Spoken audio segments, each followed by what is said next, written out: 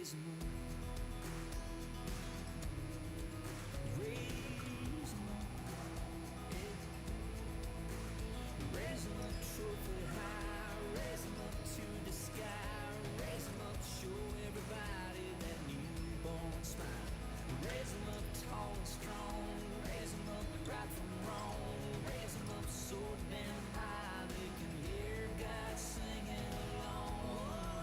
Whoa, whoa,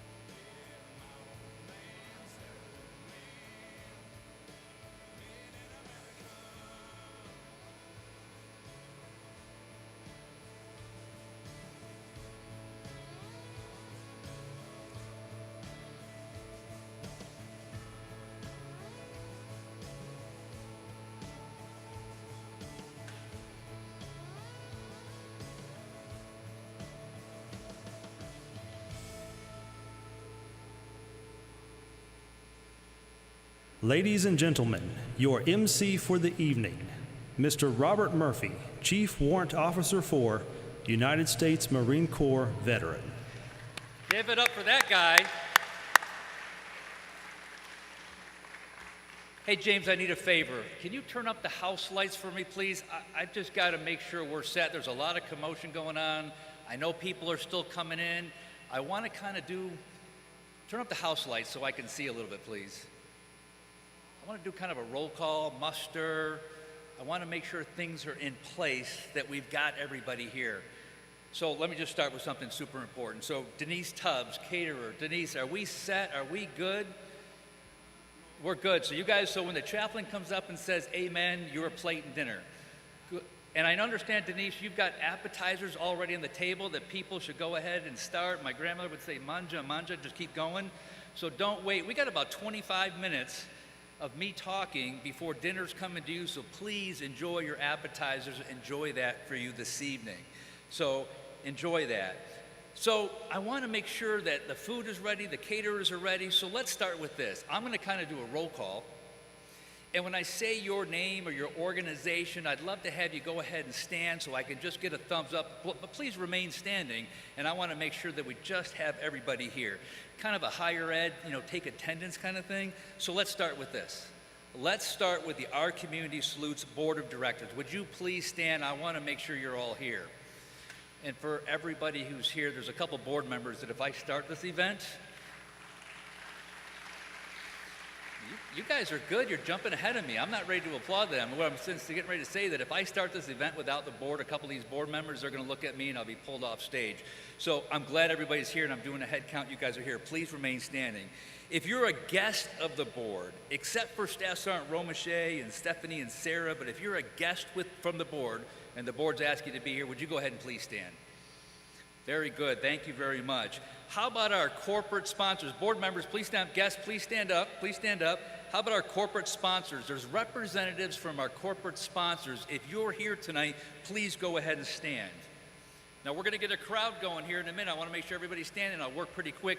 How about all of our school officials? We got school principals, superintendents, guidance counselors. We got junior ROTC leaders. If you're a school representative, please go ahead and stand.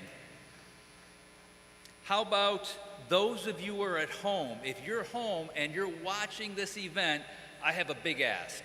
I need you to please get up, stand, so you can help me celebrate the people who are in this room. So if you're at home, maybe just take the Lazy Boy recliner, pull it down, get off the couch, go ahead and stand up and enjoy this atmosphere that we're with today. And I'm so glad that you're at home watching us. So right now, I believe that the only people not standing are our enlistees, their mothers, their fathers, and their guardians. If I'm correct, those of you who are seated, please stay seated. And for the rest of us, we are now going to be the first in our community to salute these young men and women and their mothers by giving them a standing ovation and just welcoming our honored guests for this evening.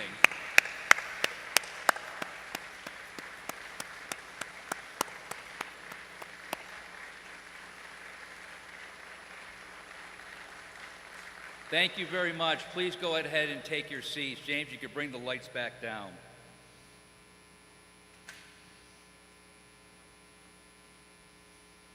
We celebrate the 150,000 class of 2022 high school enlistees, and most importantly, thank our nation's graduating high school seniors who plan to enlist into the military following graduation. We celebrate the enlistees who are transitioning into military service, the best job they're ever going to have. They have not only served their generation well, they've served future generations in a way that must be given the honor it deserves. You're the reason we have freedom in this country, and you're the reason why we will continue to have freedom in this country. So the best I can do is support you as strongly as I possibly can as a civilian. Our Community Salutes is dedicated to acknowledging the people who make up the whole story in the service of our nation and to encouraging those who are currently enlisting that they have the support of our community.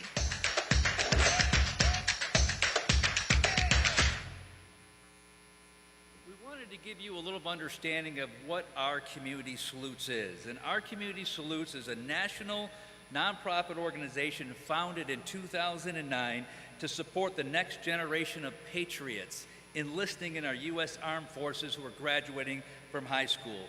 Our Community Salutes, Midland, South Carolina, is the only chapter in South Carolina and founded in 2019, also committed to honoring and recognizing our high school enlistees and the commitment to their military service, and for providing parents and guardians of enlistees with the community support as their sons and daughters transition into the military. This wraps up the understanding the concept of our Community Salutes. We are one community recognizing our enlistees, their moms and dads, and just saying thank you for the decision that you've made. We are communities that would provide a collective support of like-minded parents, families, educators, business leaders, veterans coming together with the purpose of honoring our nation's newest service members. Therefore, on behalf of our Community Salutes, Midland, South Carolina, I welcome you to our 2022 Enlisted Recognition Gala Dinner. For our guests who are through with live stream, welcome, and I'm glad you've decided to honor us with your time. And I promise you're going to want to hear, after our dinner, the guests and the speakers and the events we have posted for after dinner. So if you're with us from home, thank you for honoring us with time. Stick with us. We're going to have a wonderful time. And then after dinner, come back up to us, and I'll be sure to signal you. In the meantime, if you're watching at home, go ahead and hit us up on Facebook, hit us up on YouTube. Go ahead and champion the young people that you're here representative and be a part of this organization as well. And Sarah, if you're listening to me and somebody puts up something on Facebook, go ahead and give them a shout out at the same time. To the Armed Forces enlistees and your families and guardians with us tonight, there's a proud community of supporters that surround you right now. In this hall this evening, our veterans, our military service members, our military heroes, their school officials, their corporate executives, community members, who all care about you and your parents.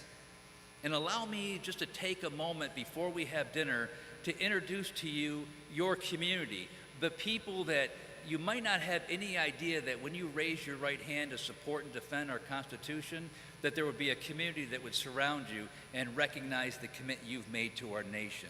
So I want you to look at the corporate sponsors that we have here this evening who have helped make this possible.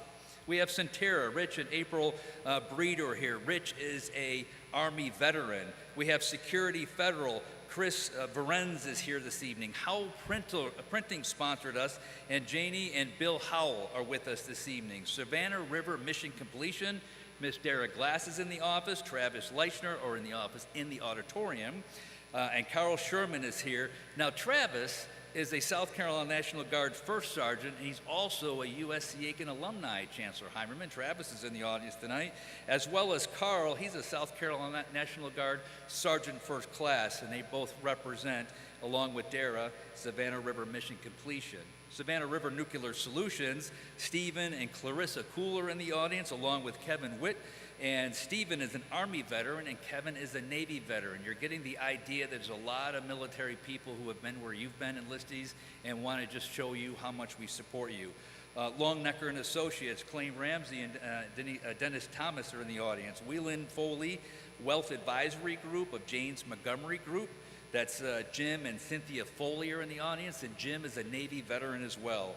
Westinghouse supported us. Betchel, Tim Caraway, thank you very much. And the University of South Carolina, Chancellor Dan Heimerman, his wife Claudia are in the audience, and Chancellor Heimerman, thank you so much for allowing us to use your facility here tonight. Thank you so much. Not only have these companies sponsored this event, but look at the individual sponsors tonight as well. We got Tom and Barbara Matthews. We got Janie Montgomery Scott, Pat and Terry Bluette. Tom and Sue Baratico, thank you very much for all of your support. Mr. Glenn Arthurs and Mike and Katie Graham are here, thank you. Bob and Loren McGurr are here, and Tom, Mr. and Mrs. Tom Wall are here as well. And Bill and Marty Detheridge is here as well tonight. Thank you very much. And additionally, General Nix is one of our individual sponsors. Please give it up for our corporate sponsors and our individual sponsors. Let them know how much we appreciate them. I'd ask you to take a moment to review your program here and look at the many more additional sponsors who are supporting this program that we have here. See the list of additional donors and sponsors who make this event possible. So our community does not stop there. I just want you to take for a moment and look around our academic partners in this room tonight. We have school officials, guidance counselors, teachers are all in this room. If you're a part of our school community, you're a superintendent, a principal, a guidance counselor, and you're helping these students make these decisions through higher education or college or in the military, would you please stand up so we can recognize you tonight? If you're a high school official, please go ahead and stand up.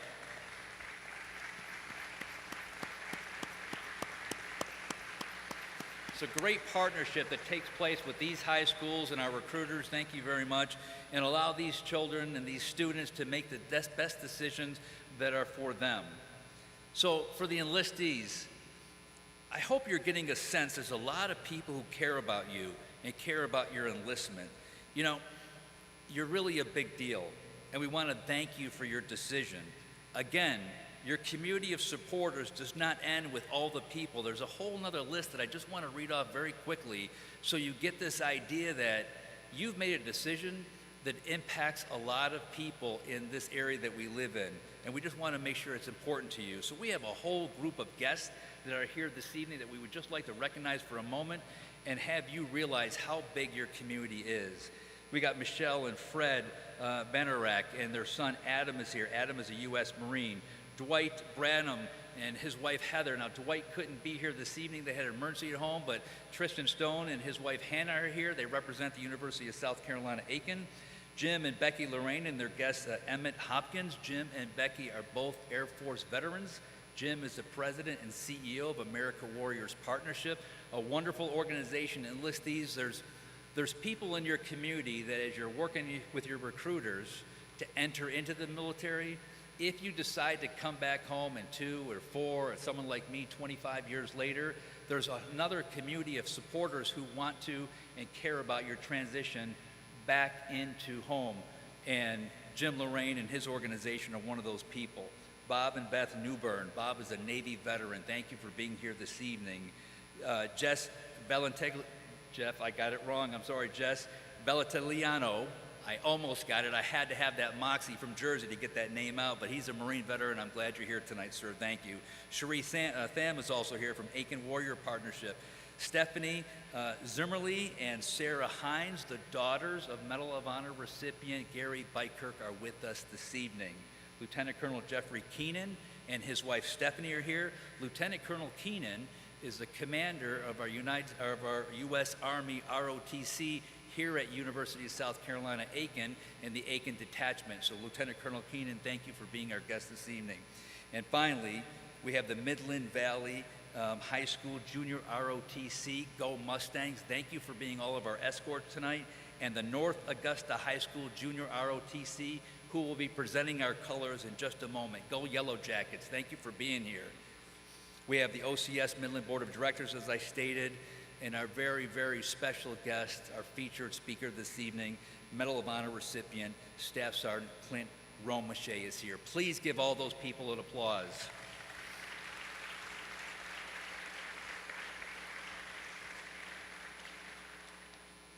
I'd like to say, finally, but I don't think that's the right word that I want to use for this last group of people that I would like to introduce. And I think it's more of an ultimately. And James, if you could help me out and maybe just bump the lights a little bit, maybe because they're on me, I just want to make sure, and I know the people I'm getting ready to recognize are probably not going to want to be recognized, but I think it's so important.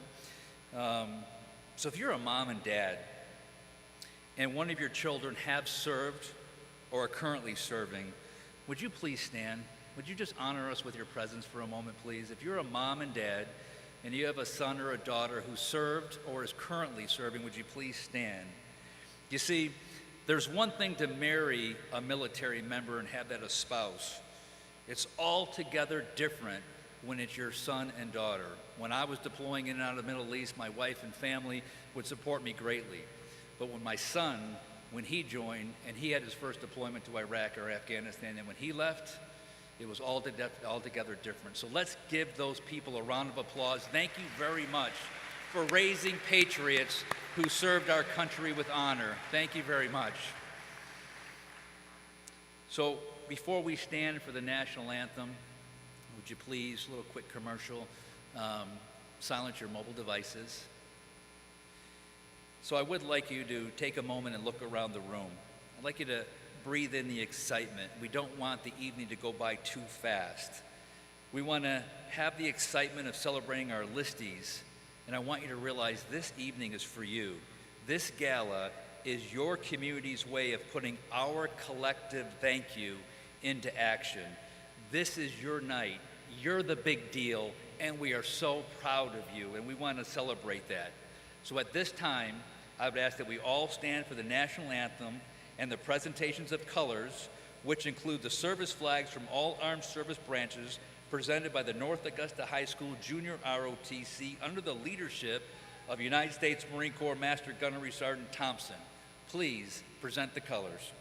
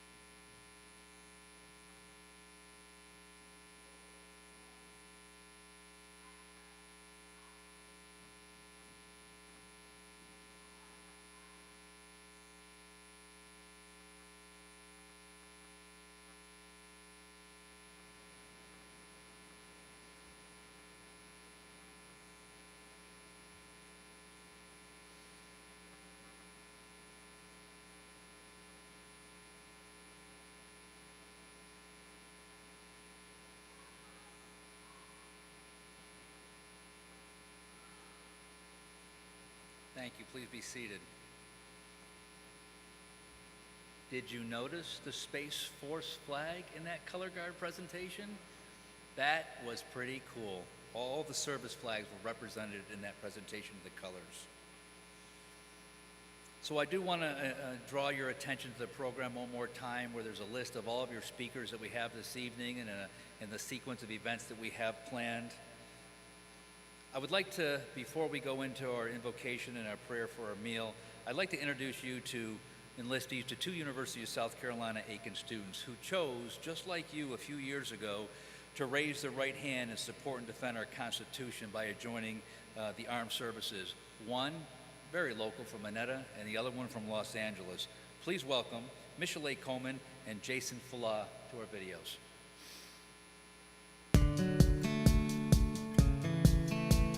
My name is Lance Corporal Jason Falah, and I'm getting ready to graduate from the University of South Carolina Aiken with a degree in psychology. Like some of you, I went to Richmond Minetta High School in Minetta, South Carolina. I joined the Marine Corps in August of 2018. Boot camp was a great experience. It'll be one of the easiest things you've ever done because everything would be so planned out, and one of the hardest, if not the hardest things, because of the relentlessness of it. I'll weirdly miss it sometimes. Since joining, my outlook on school has completely changed. I went to Coastal Carolina University for my first 2 years out of high school and didn't really take it seriously. My grades started to suffer as a result, and I felt it was time to finally listen to that voice in the back of my head and join the Marines. Since my return to college, my grades have skyrocketed, and I was even inducted into the Veterans Honor Society, all because of the discipline I picked up in my training. I will be attending grad school this fall while also enrolling in the ROTC program with the goal of becoming a commissioned officer. I was in your place almost 3 years ago. I made the same decision of enlisting, and I haven't looked back since. I've never been so motivated to pursue my career both academically and in the military. Congratulations on your enlistment. I support you and salute you. Thank you for your future service.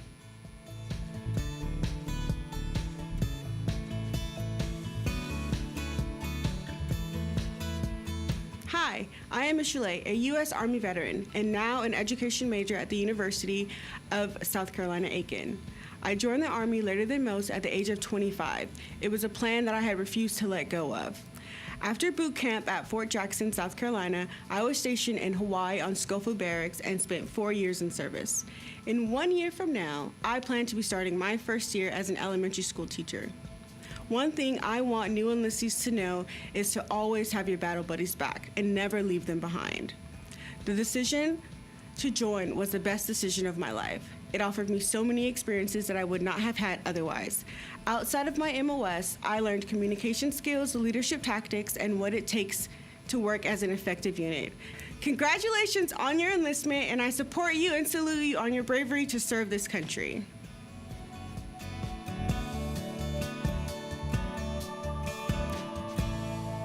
I can give you a little update on those two. So Jason is now in a full-fledged in our Pacer detachment, Army ROTC, soon to be a lieutenant. He's just finished his first year in his graduate work. Michelet just walked across this stage a few weeks ago and graduated, and I'm happy to announce she'll be teaching in Warrenville Elementary School as a 3rd grade teacher. Give it up for them. This time I'd like to ask Captain John Williams to make his way to the stage. Captain Williams is the South Carolina National Guard chaplain. And I ask you to please pray for our meal and have a special emphasis on our enlistees and their families, please. Good evening. Congratulations to the enlistees. I'm Chaplain Williams. I'm the chaplain for the 122 Engineering Battalion out of Edgefield, South Carolina, the engineering battalion for the state, if you're wondering. But I invite you to pray with me. Dear Lord, I thank you for these enlistees and their families. I ask that you be with us tonight as we celebrate them. And Lord, I also ask that your hand be upon them at basic training, then to AIT, and also in the entirety of their military careers. Lord, grant them peace, give them strength and wisdom as they enter into a new chapter of life. Be with their parents, be with their loved ones, and give them peace as well. Lord, I humbly ask that you bless this food that we're about to receive to the nourishment of our body, and then the body to your will. And it's in Christ's name I pray. Amen. Thank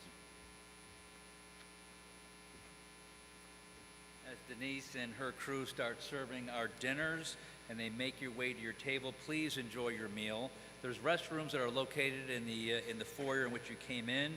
Following their meal, we'll take a 10-minute recess and then begin our presentations.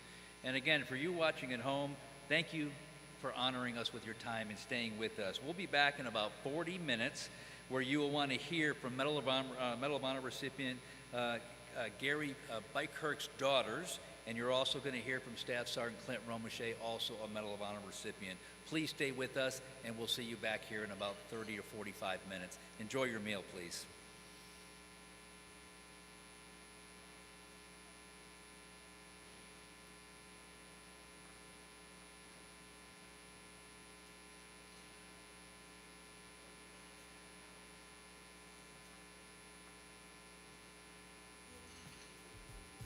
Still waters never made a good sailor.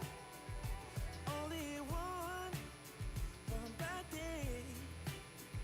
It doesn't mean that what we have is a failure. Ooh, that I was strong enough to make it.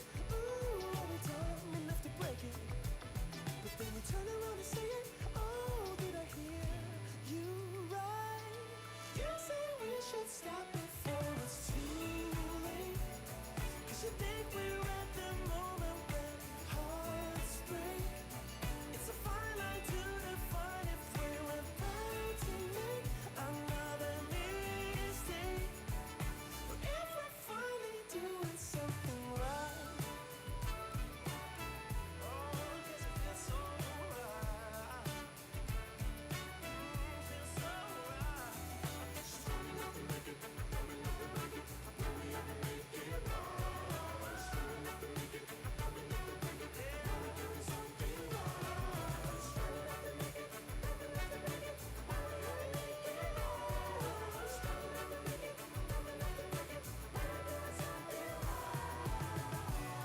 We stay up late to smooth the trouble. And you smile just like you understand. And the second that I think it's gonna be alright, alright. You say we should stop before it's too late. 'Cause you think we're at the moment where hearts break. It's a fine line to define if we're about to make another mistake.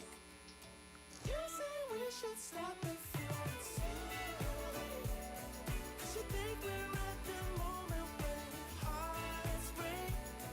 It's a fine line to define if we're about to make another mistake.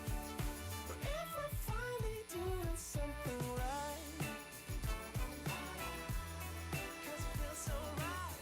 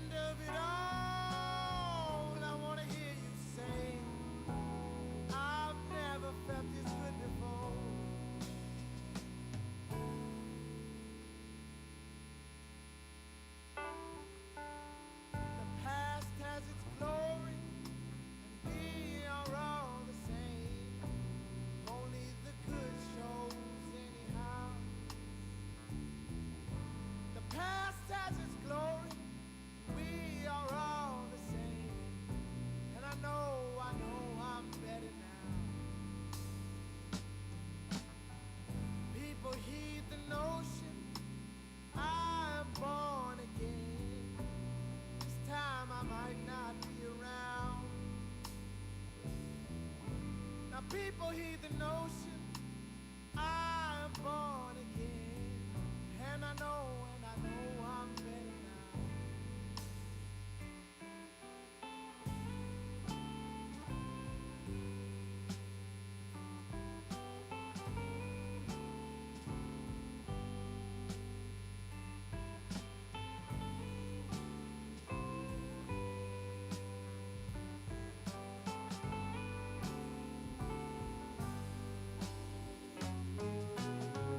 How do you know it's gonna be okay? I've never felt this good before. At the end of it all, I wanna hear you say, I've never felt this good before. How do you know it's gonna be okay? I've never felt this good before. At the end of it all, I wanna hear you say, I've never felt this good before.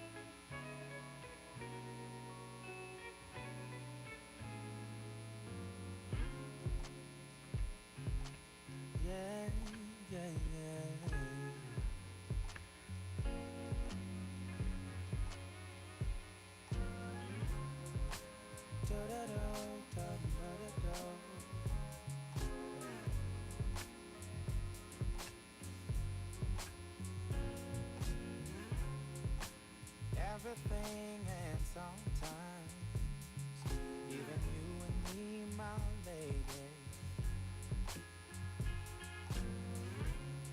And I don't know when the bottom might fall out.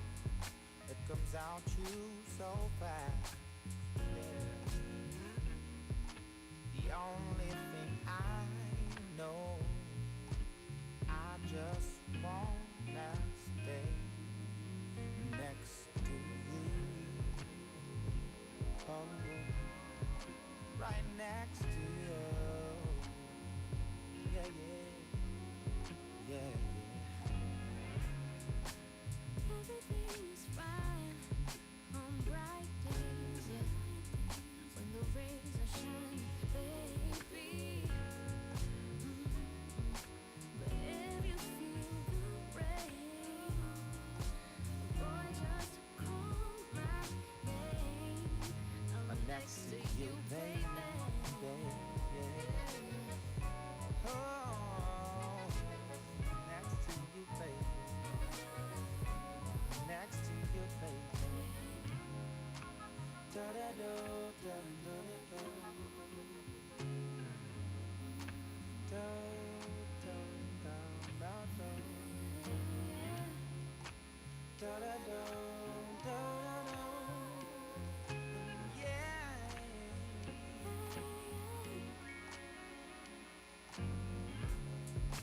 And everyone's got a loving side, but it ain't quite like yours or mine. Oh no. Ever since I met you, I'll never be the same. There's nothing you could name that I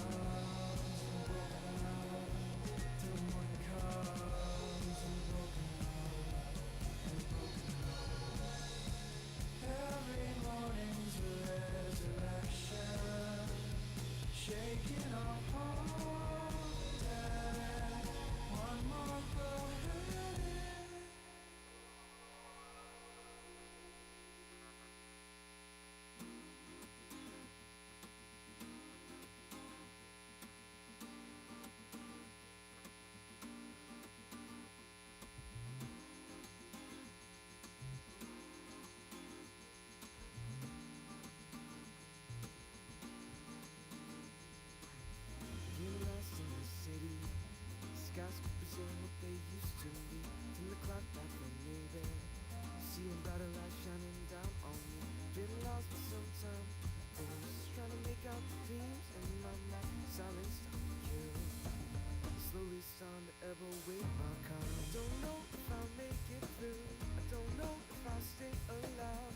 All I know is that the sun will rise, God, it won't leave me behind. All till I'm bruised and red, you know we're here for the bright light up ahead. Oh no. Every time I fall inside, try to fight this pain in my eye. Every time I'm stuck inside the love, worried that it won't make it above.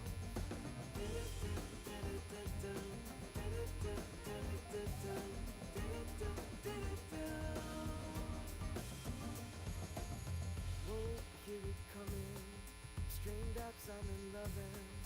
Finally starting to find my way. I'm tired of burning up in these flames. You and I know, I'm searching for the things I do for you. Hear me say.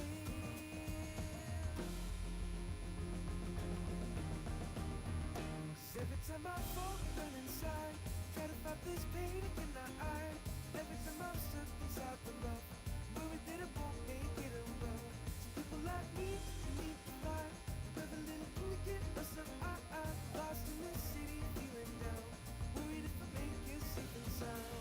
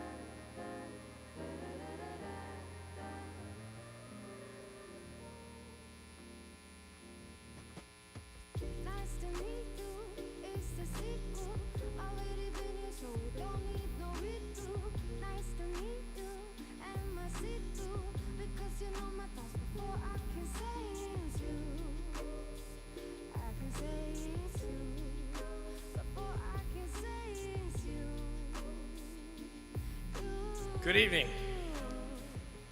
I'm Jim Foley. I'm the Vice Chairman of OCS Midlands, and I'm asking most of the members of the board to join me. There's two guys out there right now.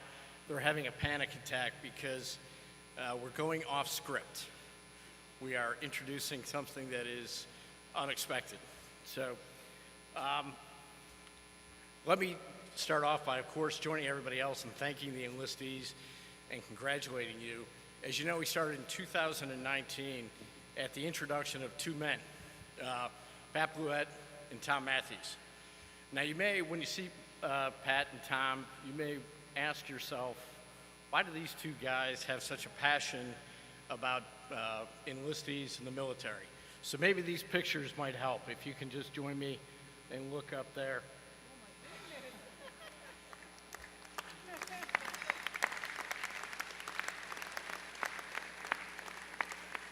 They obviously sat in essentially the same seats that all of you are sitting in, and they know that you are poised to begin probably the great adventure of your life. You're going to meet some of the greatest friends you'll have for the remainder of your life.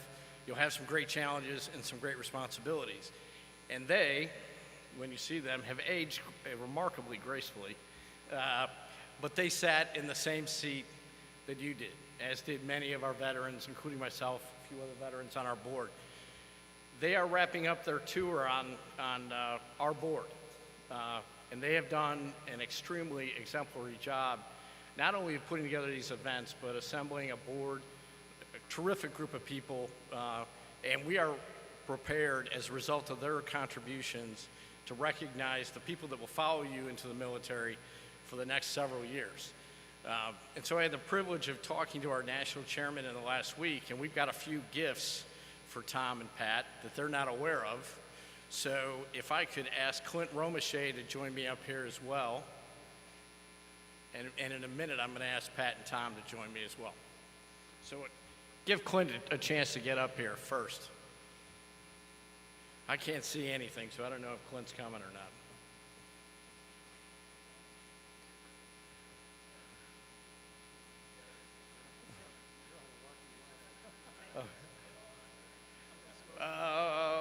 Did we lose our keynote speaker? All right, well, in that case, I will just ask Tom Matthews and Pat Bluett to come on up here.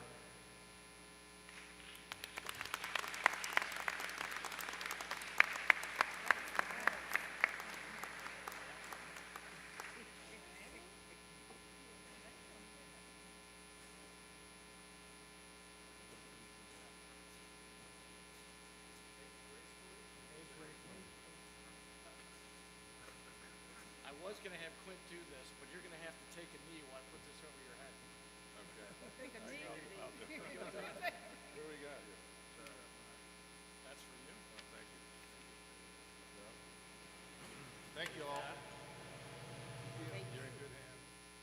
Take care. I was so looking forward to the opportunity to put it on script. There you go. Thank you. Please join me in recognizing these two terrific guys.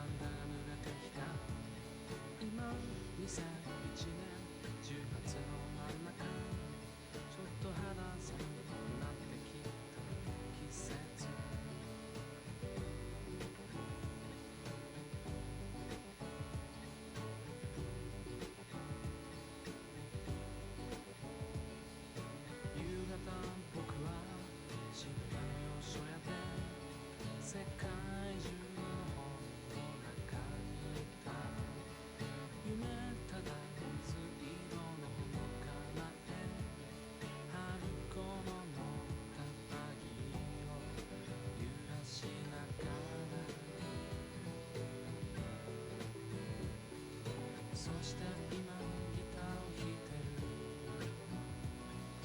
テレビではニュースが流れてる戦争にはちょっと反対さギターを弾いている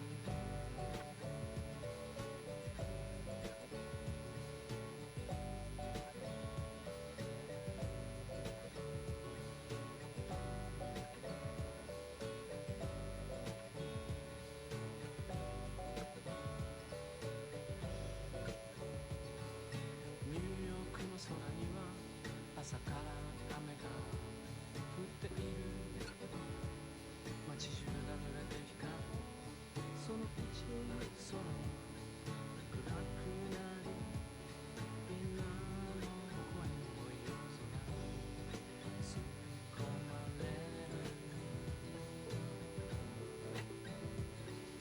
そして僕はギターを弾いてる心の中のこの場所でいつもとはちょっと違うよねギターを弾いている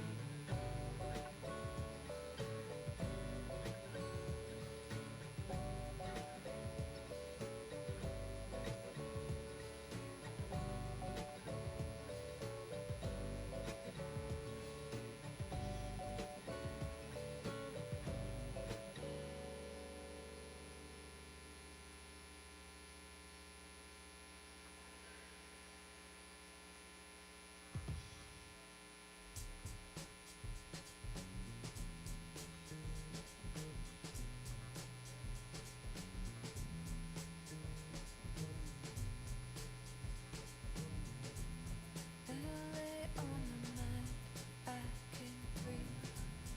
There when I close my eyes, so hard to read. Your smiles turn into crying, it's the same release. And you always know, and you always know that I'm your summer girl. I'm your summer girl. I'm your summer girl. I'm your summer girl.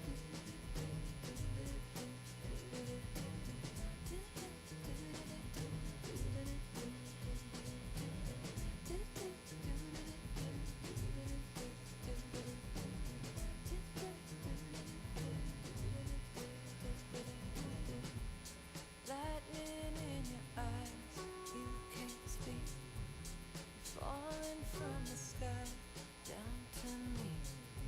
I see it in your face. I'm relieved. I'm your summer girl.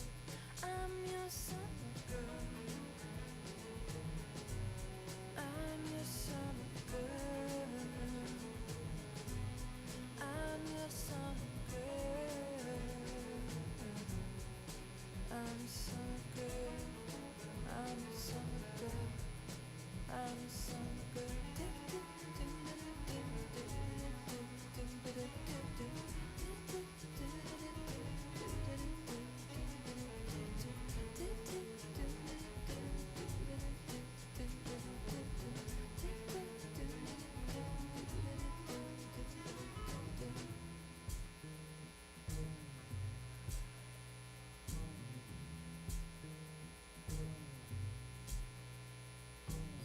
Peer around the corner at you. From over my shoulder, I need you. I need you to understand. These are the earthquake drills that we ran under the freeway overpasses. The tears behind your dark sunglasses. The fears inside your heart's deepest gashes. Walk beside me. Not behind me. Feel my unconditional love.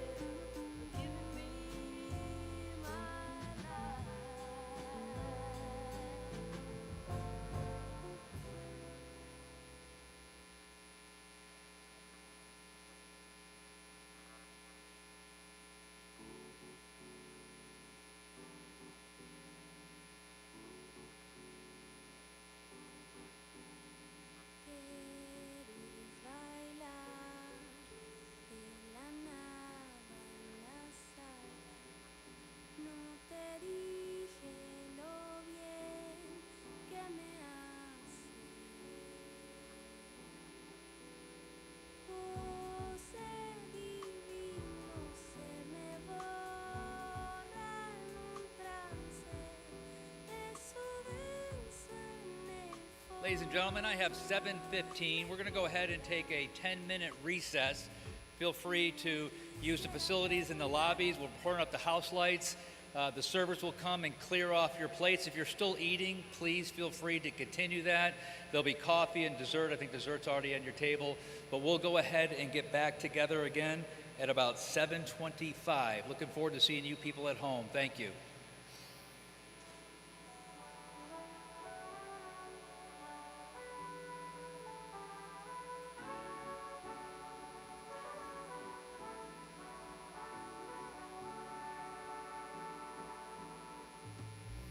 Después no sé qué más va a suceder. Se me ocurre que no te preocupes.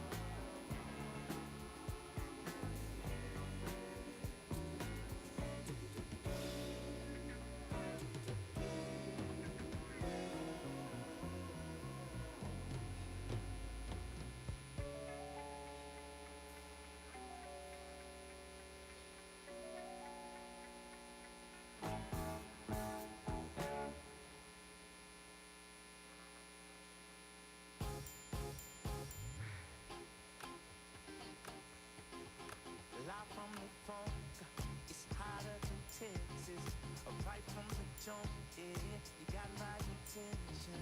You give me that stuff, and it's such a blessing. You and I in the light, alone in this heaven. Oh, baby, say you will, say you might. If this is wrong, then nothing's right. Oh, baby, see us out like I do. Oh, tonight let's get on good. Hey, this still us. We don't have to act so serious. Be like nobody's watching, only us. Baby, if it feels good, then it must be bad. How much I want you. Baby, if it feels good, then it must be bad. How much I want you. More than I choose to. I'm falling in love, and love I ain't used to. You give me that stuff, no I can't refuse you. You and I in the light, it's alright, yeah. Oh baby, say you will, say you might. If this is wrong, then nothing's right. Oh baby, see us out like I do. Oh, tonight let's put on good. Hey, this still us. We don't have to act so serious. Be like nobody's watching, only us. Baby, if it feels good, then it must be bad. How much I want you. Baby, if it feels good, then it must be. Want it bad, more than that. Want it bad, want it bad, more than that, yeah. Come on, rock with me, girl.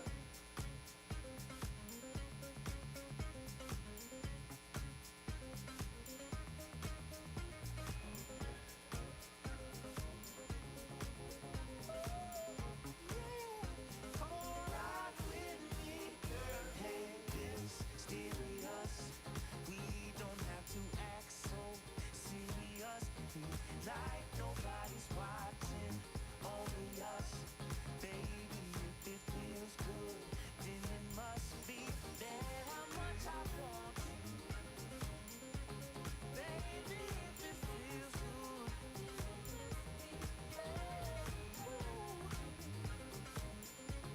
Baby, if it feels good, then it must be, yeah.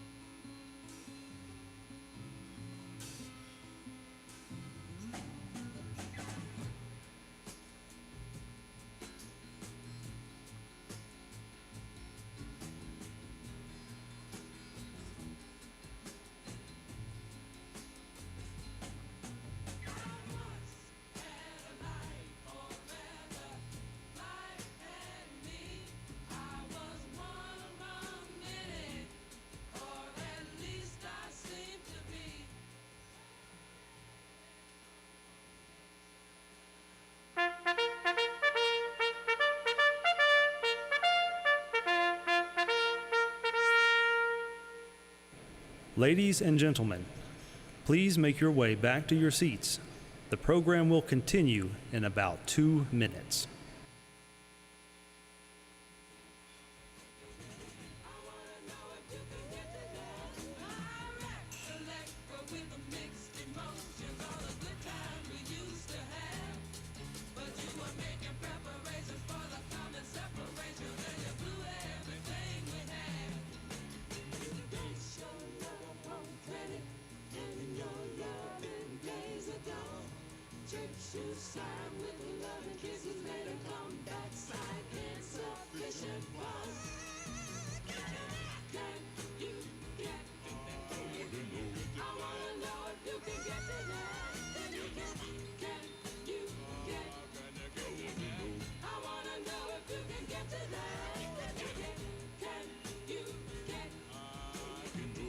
wanna know if you can get to that.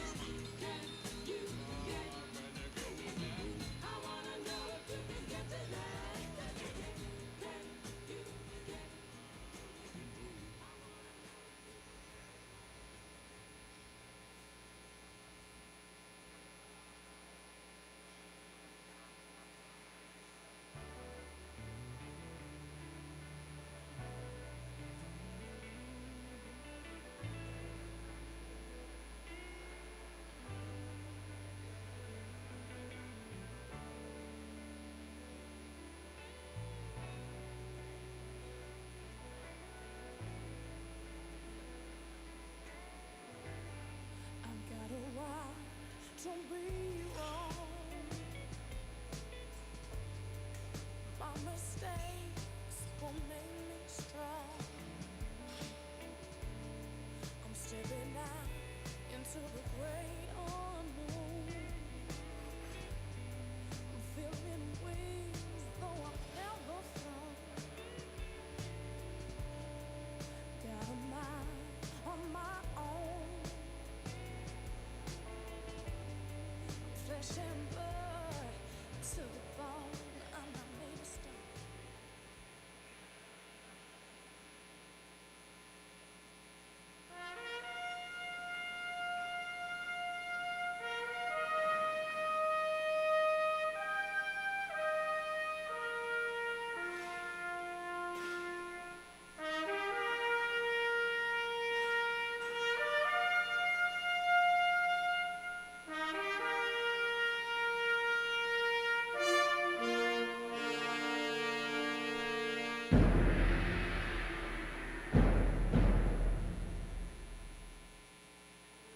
I graduated high school, I was, maybe because I didn't have much of a role model, I was always trying to prove myself, so I was always challenging. Even though every time I challenged, came up and I achieved it, I still didn't get the confidence of it. The girl I was going with at the time decided to go to college. She said, "What are you going to do?" And I said, "I don't know, what are you going to do?" She said, "I'm going to go to college." I said, "Okay, I'll go to college." We were there maybe 2 months, and she broke up with me. So there I was in college in 1965. And of course, with such a great career decision model that I used, I didn't stay there much longer after that. I remember going down to Church and Fitzhugh Street. There was a Sergeant Flota, Sergeant First Class, and I said, "I want to be a Green Beret." And he said, "Well, you can't enlist as a Green Beret." He said, "But I think I can get you into airborne infantry," as if that was a real hard thing to do. Gary Bykirk enlisted in the Army and eventually earned his way into the U.S. Army's Special Forces. Following a deep desire to help others, he received his advanced training as a medic. Not long after, he found himself in the wilds of Vietnam. And I remember trying to get up, and I couldn't move. And I found out that what had happened was that the shrapnel embedded in the spinal column and knocked out my spinal cord. It was like a concussion to the spinal cord, and I couldn't move. Badly wounded and unable to walk, Bykirk enlisted the aid of 2 of his Montagnard assistants who carried him around the compound to help the wounded. Not many people know what it's like to be under fire and then have somebody yell out medic, except those who are medics. And they don't know what takes place inside of you that causes you to get up and go when everybody else is hiding, and ducking. Box C, which is Vietnamese for dock. I hear that all the time. At night when I try to sleep, I hear calls of Box C, and screams. I remember going over and trying to help the other medic, Dan. I remember doing some surgery while helping Dan tie off some bleeders, doing some other surgical procedures, but I collapsed. And when Dan finally took a look at me, I had gotten shot, and it wanted to come through here and come out here. And he said, "Oh my God, and I said, "Dan, you don't say that." That's one of the things we learned in medic, is you don't stand over a guy and go, "Oh my God." But I remember telling Dale, I said, "If I'm gonna die, I'm not dying down here, Dale. Get me out of here." Bleeding heavily and barely conscious, Bykirk returned to the battlefield and was dragged from one wounded comrade to the next, administering aid until he could no longer carry on. But the last thing I remember is seeing this chopper come in, and they just burst forth, and they ran, and they literally threw me on the chopper. And I just remember these hands grabbing me and throwing me into the chopper, and them immediately sticking IVs in me and saying, "You're okay, you're okay." I finally did get out. I went back to college, switched my major to pre-med because now I thought I was on a better career path, something that I really wanted. But it wasn't too long, maybe 3 or 4 months, 1971 college campuses were not the place to be for a military guy. And I got spit on, called a baby killer. And I just said, I can't take this. And so I packed my van and took off. One day I went out riding, saw this path that said Appalachian Mountain Trail, so I did a hike up into the woods up in Mount Washington, and I found a nice little spot, a nice little cave. I said, this is beautiful. So I would sit there, lived in the cave, played guitar, wrote in my journal, and that became my home. One day I went in to get my mail in the post office, and there was a note that said, be down at the local inn at 6 o'clock. There's a phone call for you coming in from Washington. Fix this, I'm in this old New England country inn talking on the phone. By that time, my hair's down to here. And I go, hello, and he goes, yeah, this the Gary Bykirk that was with the 5th Special Forces? I said, yeah. But he said, it's my pleasure and my honor to tell you you've been awarded the Medal of Honor. And I remember distinctly saying, oh. And that was it. You know, all of a sudden, everything started coming back. And things that I've been trying to forget, things that I went to a cave to hide from, all came back. President Nixon gave us the medal. And afterwards, I stayed in my motel room. I didn't feel like celebrating. I'd had a real tough time remembering all that stuff again. And many of the guys in the society will tell you that for years I did not participate in any events. I wouldn't come to the inaugurals, I wouldn't come to conventions, because I still don't feel worthy. But it was just too difficult of a thing for me to bear. But there's a verse in the Psalms that says that man that is in honor and understands not is like a beast that perishes. And I've come to understand that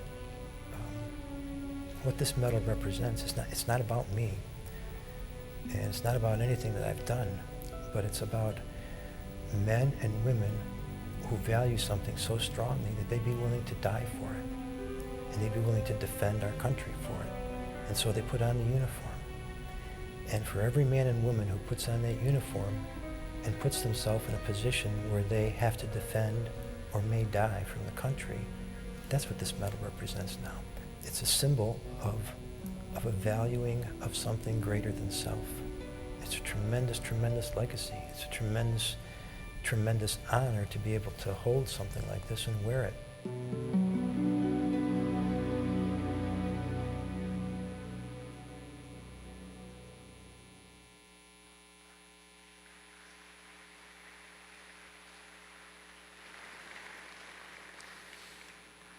Ladies and gentlemen, our nation mourns the loss of a hero, a warrior, a middle school counselor, a husband, a father, a grandfather.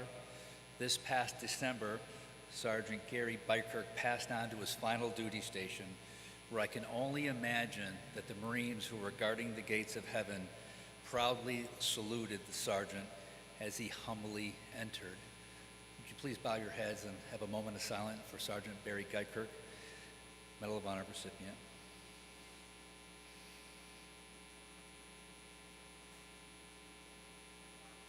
Thank you. For his actions in Vietnam, Sergeant Bykirk was awarded the Medal of Honor. The medal was formally presented to him by President Richard Nixon October 15, 1973. Over the next few minutes, you'll hear and learn more about Gary, again, a national treasure. You will hear from his daughters and from another soldier, one who Gary looked out for.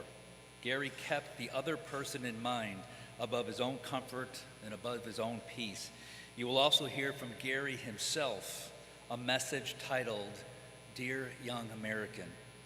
Gary and his legacy are also part of your community. Gary gave freely to our community salutes, Midland, South Carolina, by serving on our board of directors. In Gary's passing, we wanted to continue Gary's ethos of service over self by establishing the Gary Bykirk Award. And tonight, this award will be presented to a high school senior who has enlisted in the United States military and who will be reporting for active duty within 6 months of graduating from high school. The Gary Bykirk Award is awarded to an enlistee who leads a life of significance through demonstrated actions, words, behavior. has character traits like Gary of selflessness, integrity, and leadership, a consistent record of community service, and accepts others for who they are, treats others with kindness. This award represents the best of our nation's military and is passed on to a young woman or a young man who strives to emulate the life found in the heart of Sergeant Bykirk. Before we present this award, I think it's vital, as Gary would say, dear young Americans, I think it's vital that all Americans hear Gary's words. To really live, you must first learn what it means to deny yourself and be able to help others.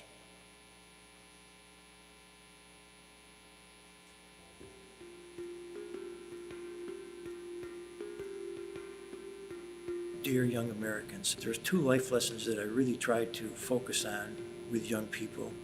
And one of them focused on a saying that we had in Vietnam, that to really live, you must almost die.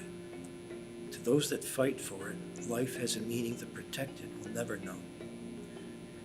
So if you want to really live, start living by, and really living, by learning what it means to deny yourself to be able to help somebody else. And you don't have to wear a uniform to be fighting, because those of us who wear uniforms and fight in the war and fight battles, we realize that the battle is not really out here. The battle is first fought, and it's won or lost in our hearts and in our minds. That's where we fight the battle. You fight that battle in your heart and your mind, and you have to decide, what is the right thing to do? What is it that I need to do? And then you make that decision. But if you're able to step out of your comfort zone, you will have a meaning to life that those who are protected, those who stay in their comfort zone, those who want to stay safe, they'll never know that meaning to life. Consequently, they will never really live because they've never learned to die to themselves. The other life lesson was that I've learned, and Deo taught me, that there's a big difference between success in life and significance. Success is something that's really important, but the biggest disappointment is finally achieving what it is that you're going after and realizing that it's not enough, that there's still this emptiness inside, that there's something missing. And I believe what is missing is significance. Significance happens when you start to do something for somebody else, when you make a difference in another person's life. That's true significance. And that far surpasses any successes that you will have in life. Every single one of us, every young person, even at 12 or 13 years old, has the talents and the abilities to make a significant difference in someone else's life just by being there for that person, caring for that person, giving them some encouragement, motivating them, telling them that you care. Those are the skills that you need in order to be significant in someone else's life. And those are the skills that I try to instill in young people.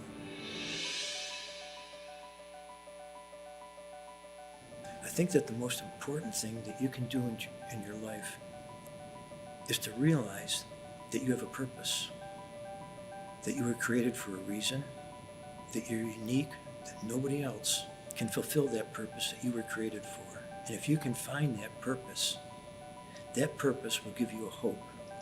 And that hope will give you the motivation to live each day.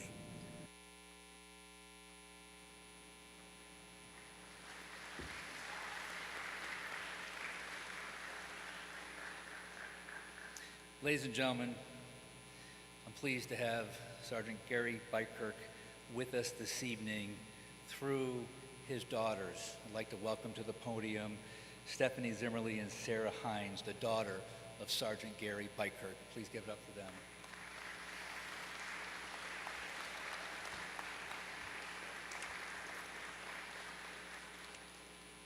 Hi, my name is Sarah Hines. I am the youngest daughter of Gary's. It is an honor to be up here talking about the man that I was blessed to call my dad. It's events like these that make grieving his loss a little more bearable because his words are still spoken and lives are still impacted. In the last few weeks of my dad's life, someone had to be with him at all times throughout the night. He would always try to get up on his own and walk around, or even try to do some leg exercises that he had written down. He was a fighter up until the very end. On one of the nights, it was my turn to stay up with him. I was laying on the couch looking at him as he finally was sleeping and resting in his chair. It was probably around 2 o'clock in the morning at this point, and I started to write down some things I was thinking and feeling about my dad. It actually ended up sounding like a poem about who my dad was to me. I'd like to read it to you now because I do feel it displays his characters very well. It's short, but it is heartfelt. Selfless love that you always taught, not only in your words, but by showing it with your heart. A heart whose love for Jesus and others shines so bright, even when you yourself were in your darkest of nights. Loving God, loving with God's compassion and care, always trying to make sure you were there. For soccer games, concerts, recitals, and plays, if an event was happening, you made a way. Always comforting with a listening ear to whatever struggles I needed to share. Your voice, so soft and pleasant to hear,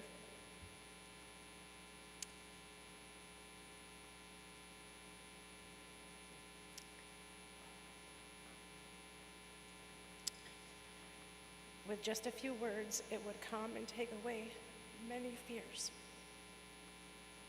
I'm so thankful to God for giving me a father who displayed so well on how to live a life for his honor.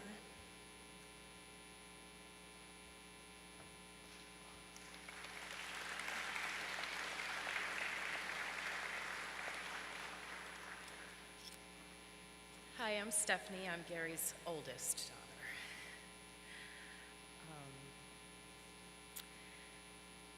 It's really an honor to be with all of you here. It truly is. I know my dad would think the same. Tonight, we shed a few tears, but they're tears of fulfilling remembrance of what my dad meant to me and to so many others. A reminder of what he stood for. Some of you tonight may be wondering, who was Gary Bykirk? To meet him once was to know him. One conversation with him was all you needed to feel like he had your full attention and that you had his heart. So who was Gary Bykirk? He was a Green Beret, he was a medic, a hero, a counselor to many, a minister, a loving husband, a daddy, a papa to 14 grandchildren, and 1 great-grand. But most of all, he was a lover of God and all people. He stood for selflessness and service. He had a humble spirit of honoring others above himself. But the best description of my dad and the way I want most for his heart to be heard tonight is that he believed that love is strength. He had a quiet, unassuming, powerful strength that came from his loving heart. That strength of love caused him to live a life of reaching out to others. That power is what drew people to him by his love and genuine care. There's a verse in the Bible, John 15:13. Greater love has no man than this, that a man lay down his life for his friends.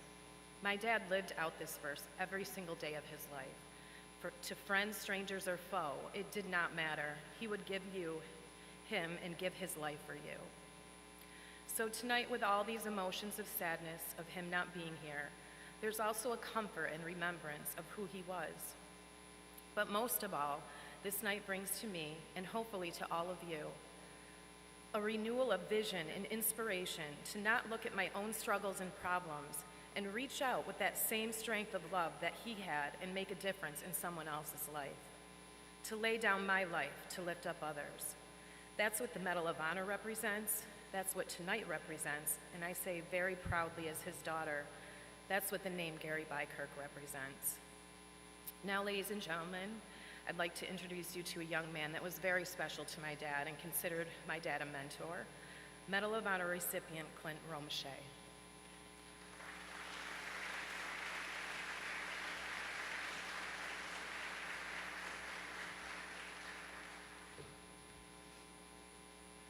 Shortly after I received the medal, I received my medal in 2013 in February. My first event I got to do was Medal of Honor Day, March 25th in DC. First time I ever got to meet really recipients. And Gary was one of the first ones I met. I was sitting there, we were in the hotel, and we were waiting to get on the bus. And he comes over to me and I said, I just received the medal just a couple of weeks before this. And he could see that look on my face of surprise and shock and just trying to take everything in and trying to figure this new life out. And I'll never forget, he sat there by me and he just looked at me, and his calm demeanor that he always had, like I said, I never knew his background back then, didn't know what he had been through, but he just had that calm, peaceful demeanor, and he comes sitting next to me and he just kind of looks at me and we start a little small talk. He asked a little bit about my background, and very quickly, that was one thing I always noticed with Gary. He could really just read someone and see what's in their heart.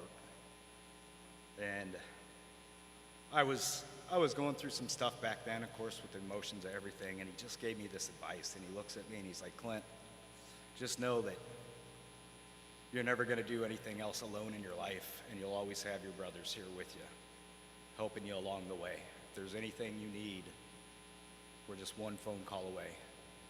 And to know,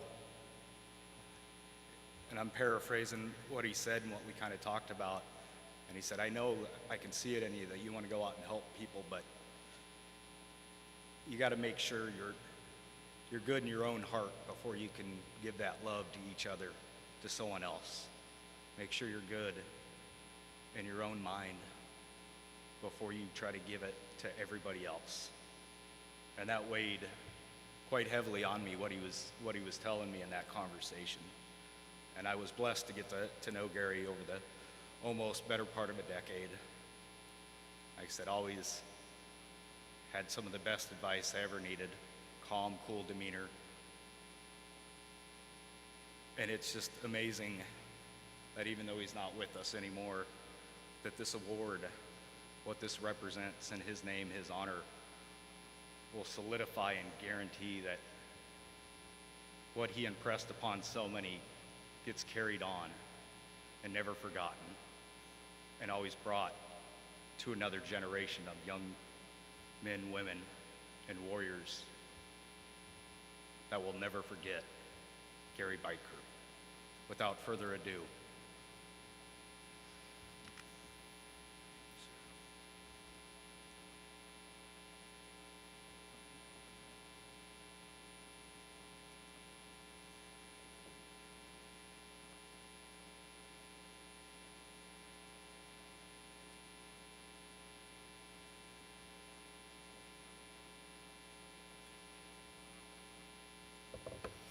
So ladies and gentlemen, it's now to announce the award recipient.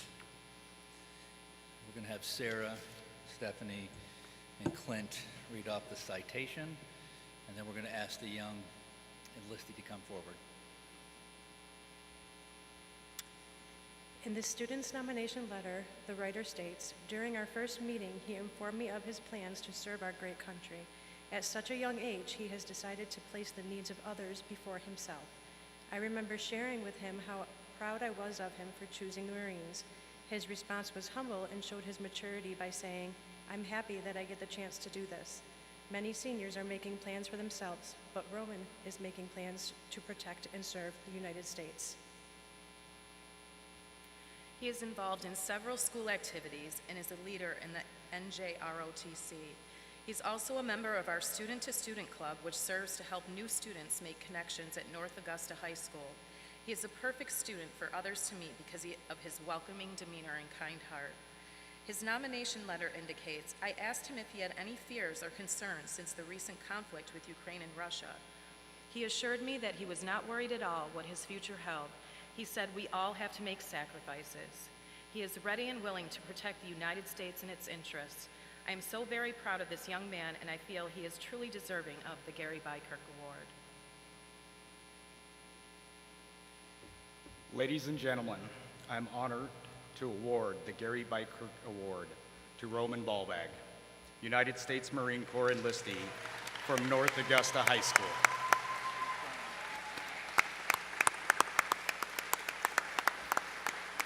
I'm going to have that young Marine come forward, please. That young man come forward, please.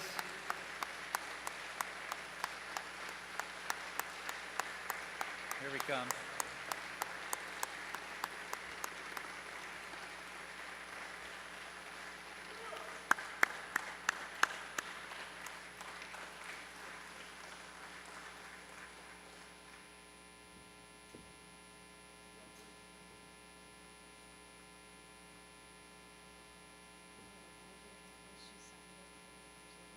gifts for this young man.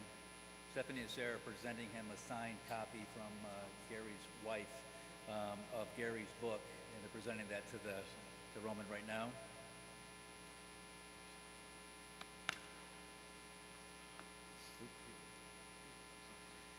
And on behalf of the Art Community Salutes Board of Directors and of all the nominees that came through, your letter moved us, your service moved us, and we'd just like to present to you the inaugural first ever Gary Bykirk Award. The board has also put together a $500 donation in this young man's, or a $500 gift to this young man as well. We're presenting that to him as well. And you may not have seen that, but Stephanie presented this young man, come on over here, young guy, with one of Gary's Special Forces coins. So she actually coined him up on stage. Congratulations. I don't know if you want to say something to somebody, if you're already doing that. Good evening, guys. How's everything going? Don't worry, I'm not crying. A few onions were getting cut, and that's all that was. All right, everyone please give a round of applause to all the enlistees and everyone here today.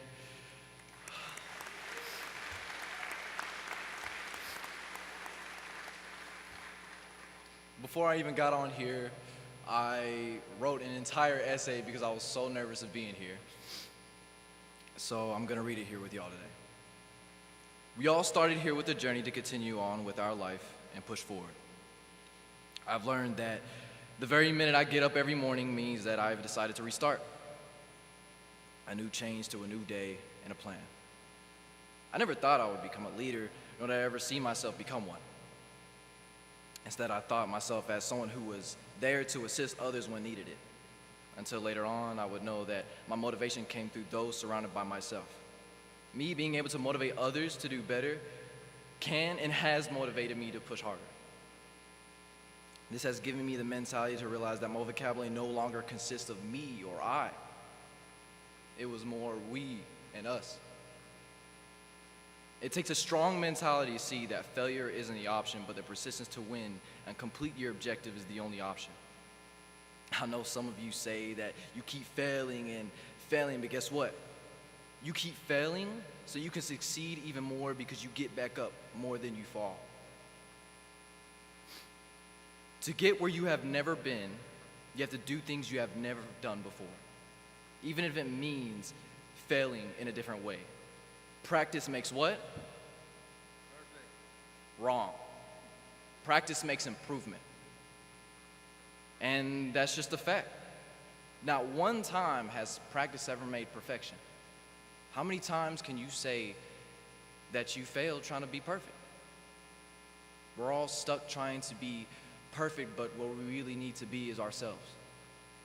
And we try too hard to be someone else or something else, when we don't want to be another celebrity or another person named whomever, maybe like Denzel Washington or Obama. No, we want to be you. We want to be your name. Not once has anyone said they don't mess up unless they decided to show off in front of that one cute girl that you just end up walking by every morning.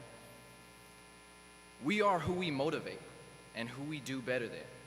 But you should look up to the person you are going to be 10 years from now. And when 10 years comes around, guess what I will be saying? I look up to the person I see in 10 years. Who do I look up to? I'll see you in 10 years. Thank you.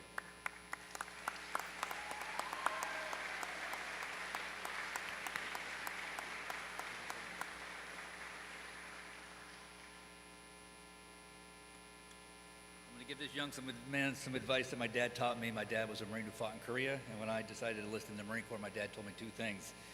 Young man, my father told me, and I'll pass this on to you, and I pass this on to my son, who was a Marine as well. Don't do anything stupid, and don't volunteer for anything. I got home, and so did my son, and so did my father, and I got what it meant when he said don't volunteer for anything when we were forward deployed, because we constantly volunteered.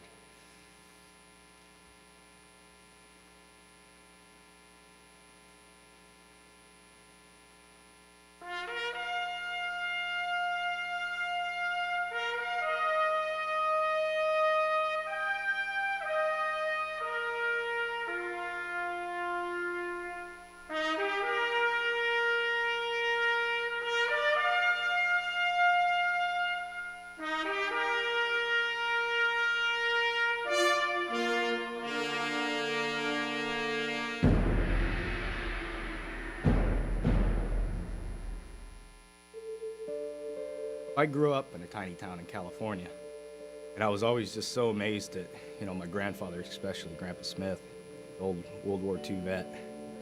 And he was the one that always taught me little lessons in life.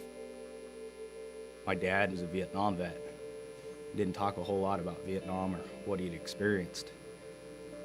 But you could just see that sense of pride in everything he did and reflecting back to his military experience with us boys. From the get, I just wanted to serve. I wanted to follow the tradition of my family and just do my part to give back to this great country. Dad told me, look, right now our nation's at peace. We're not really doing a whole lot in the world, but there will come a day. It's like, it might not be tomorrow and it might not be in 20 years. But if you sign to go into the military, know that that day might come that you'll have to go serve, and you'll experience and see things that you'll never forget. Throughout history, the question has often been asked, why? Why do those in uniform take such extraordinary risks? What compels them to such courage? The Medal of Honor is not often given when things went well on a battlefield. It tends to come at a price, and heroes are often revealed. Some say I'm a hero, but it doesn't make sense because I got to come home. 8 of my brothers fought to survive for a place we had called home. And more importantly, they fought for their comrades. And in the end, they gave their lives in that defense. They are the real heroes here today. I will wear it with dignity and humility in their honor. I vow to respect their memories and carry each of them in my heart for the rest of my life. You can't go into a fight thinking, I might not come out of this. You got to go there and without doubt in your heart, just know that you're going to give it everything you got. When you got teamwork driving the fight, you're unbeatable. No matter what the odds.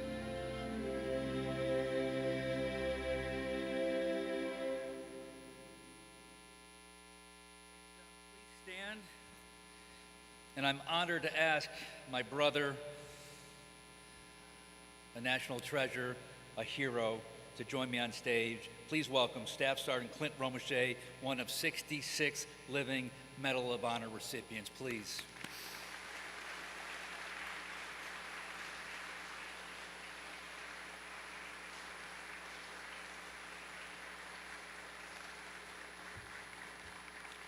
Well, I have to say, I appreciate the invite back this year, that you guys appreciated me enough not to kick me out or ban me from your town from speaking last year. So it's always great to come back here and talk, and especially to this group, you future enlistees, you future warriors, the next generation that's going to take this country forward. Just want to share some thoughts with you kids, and of course, you're always going to be called kids in my eyes. My background is I grew up in a tiny town in Northern California. Like many of us do here in this country, we've got to grow up somewhere. And you'll notice upon your military service, you'll meet men and women from all different walks of life in this country. So I grew up in a tiny town of 100 people. I went to high school in a town of 500. I can still to this day brag that I graduated in the top 14 of the 13 kids that went to that senior high school class. My path to the military, I had a history of military service in my family. My grandfather had served World War II, combat engineer. My father, 2 tours in Vietnam and his 11 Bravo. My oldest brother was Army, now Air Force. Second oldest brother, a Marine. So it was one of those wasn't a requirement for us Romache boys to serve, but it was always something that was impressed upon us by my father and my grandfather. But like I said, upon my graduation of high school, I always knew I wanted to go in the military. When I graduated at 17 years old, not because I was overly smart and was ahead in life, just because my birthday was in August. But I don't know if any of you future enlistees have gotten your graduation presents yet, but mine was luggage. So I very quickly knew that I needed to move on and get out of the house. So I talked to the recruiter, had everything signed up, went to my father, told him, hey, the contract's ready to go, but I'm 17, you've got to sign for me. My dad looked at me and just kind of shook his head and he said, no, Clint, I'm not going to sign for you. Of course, I was kind of taken back, thinking to myself, well, I've graduated high school, you've gotten me luggage, I'm getting the hint that I need to move out, move on with life. Me thinking, since I was the youngest of the three boys, Dad wanted to keep me around for another summer to help work the ranch or the farm. But he quickly just kind of followed up and he's like, hey, it's 1999, there's not a lot going on in the world. We're at relative peace. It's like, but if you join the military, you put that uniform on, you might have to go and do and see things that no one should ever have to go and do and see. You need to make sure you understand that before you go. And he's like, I will not sign for you for that. You can turn 18, and when you're 18, you can make that decision yourself. So I did. I want to share a story of one of the greatest lessons I learned in my military career, because as many of you enlistees know, you're starting your journey now. Your narrative is starting now. You don't know where it's going to end up. Because I can tell you, when I joined at 18 years old, 18-year-old kid out of Northern California, I had no idea where I would be today. When I joined, I never in a million years would think I'd even meet a Medal of Honor recipient, let alone be one. You just never know where that journey is going to take you. Along the way, you'll learn so many things. And the story I want to share with you tonight is a lesson I learned on my 2008 deployment in Iraq. I had a young soldier. His name was Eric Snell from Trenton, New Jersey. This was my second combat deployment. This was Snell's first. He was a specialist, which was odd to get someone of his age coming right in as a specialist and getting to know Snell, talking to this kid. Come to find out, he'd already went to college. He'd had his degree in poli-sci. He'd played baseball, had gotten drafted by the Cleveland Indians at one point. He'd worked at AT&T as a senior marketing director or something over in South Africa. He could speak 2 foreign languages. He was 6'4", just the model of physical fitness. Everything you asked Snell to do, he did it perfectly. And very quickly, you kind of wonder, and as like I said, a seasoned NCO, you get this young enlisted guy in. And I remember having conversations with Snell, and it's like, hey, brother, dude, you've got all of this in your background. Why the heck didn't you come in as an officer? And Snell's answer always, every time, was, well, I wanted to know how to do the job before I would tell others how to do it. That was his mentality. He wanted to be through the dirt, the mud, and the blood before he ever asked one of his soldiers to do the same. He wanted to walk that path, be on that journey. Then he followed up and he's like, I'd also maybe like to switch over to Special Forces. This is part of my journey in, and that's what he was working up to. And we're on this deployment in Iraq, just outside of Baghdad, Sadr City area. We'd been in Iraq at this point for almost 8 months on a 15-month deployment. So Snell was that perfect soldier, the one you, as an NCO, you just wish you always had. Said never had to tell him anything twice. He was always Johnny on the spot with anything he did. No matter what the situation was, he was always a positive mental outlook on it. Always embracing the suck, never sitting there bitch whining or complaining. We pulled a mission, like I said, just outside of Baghdad in between the international zone and Sadr City.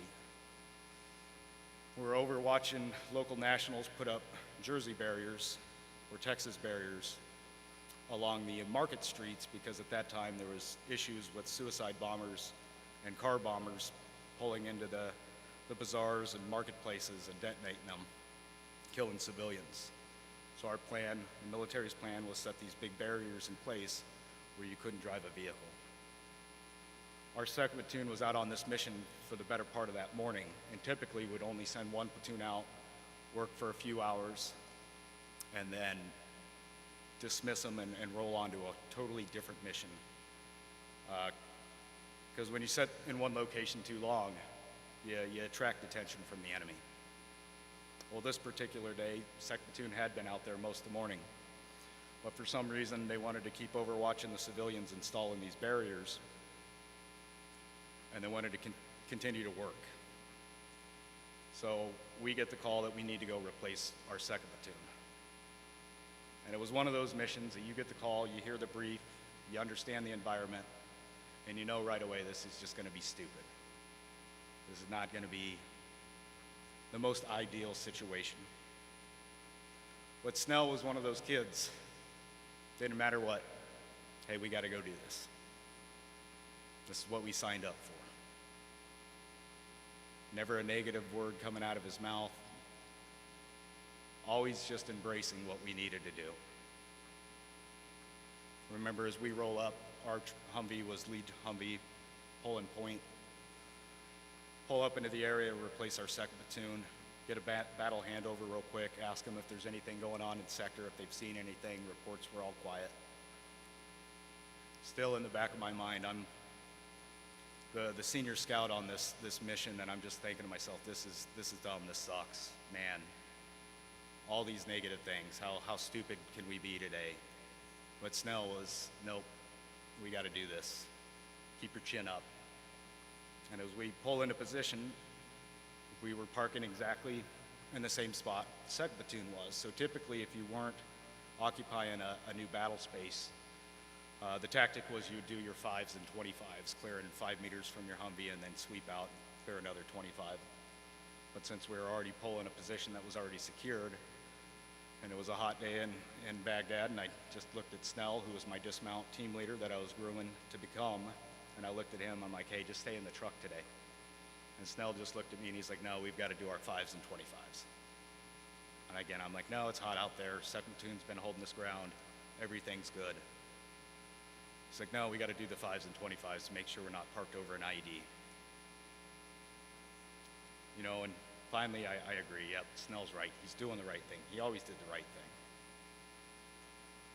Me and him get out of the Humvee. We do our sweeps, clear the area. Of course, there's nothing there. But in the back of my mind, again, it's like Snell is all, this dude is just perfect. He's always doing the right thing. So as a reward, just behind these barriers that we were placing in the little shop area was a little ice cream stand. So I looked at Snell and I'm like, hey brother, come with me. We go behind the barrier and I buy us an ice cream.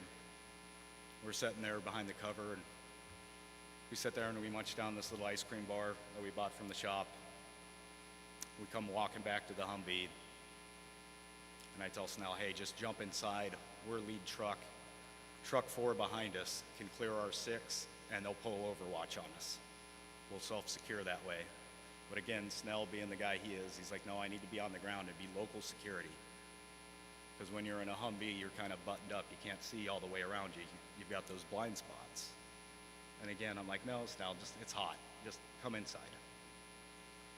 And of course, he's like, no, I'm going to post up for local security and then we can alternate out every 15, 20 minutes.